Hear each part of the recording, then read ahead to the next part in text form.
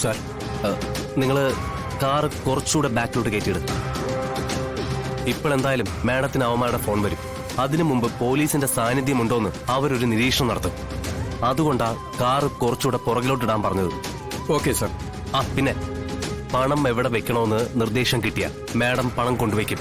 അത് എടുക്കാൻ വരുന്നവരാരായാലും അവരുമായിട്ട് ബന്ധമുള്ളവരായിരിക്കും. അവരെ കിട്ടിയാലും നമുക്ക് അവന്മാരിലേക്ക് എത്താൻ പറ്റും. Okay sir. ഓക്കെ. വണ്ടി കുറച്ചുകൂടെ ബാക്കിലോട്ട്.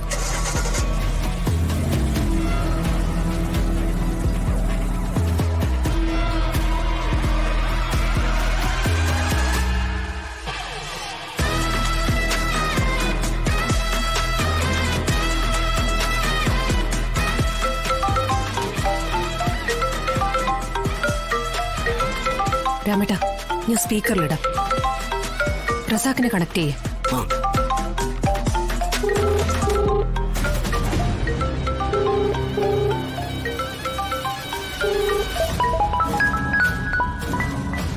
ഹലോ. Hello madam.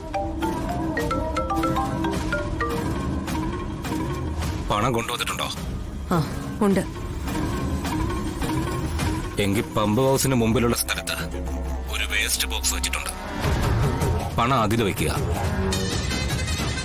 വിഷ്ണുവേട്ടൻ എവിടെ? വിഷ്ണുവേട്ടനെ കാണാതെ ഞാൻ പണം തരില്ല. പണം ഭദ്രമായി ആ വേസ്റ്റ് ബോക്സിൽ വച്ച ശേഷം നിങ്ങളുടെ കാർ പമ്പ് ഹൗസിനുള്ളിലേക്ക് ഓടിച്ചു കയറ്റുക. അവിടെ നിങ്ങളുടെ വിഷ്ണുവേട്ടൻ നിങ്ങളെയും കാത്ത് നിൽക്കുന്നുണ്ടാവും. പണം എടുത്തിട്ട് നിങ്ങൾ വിഷ്ണുവേട്ടനെ തരാതിരുന്ന? പണം അവിടെ നിന്ന് ഇപ്പൊ ഞങ്ങൾ എടുക്കുന്നില്ലല്ലോ.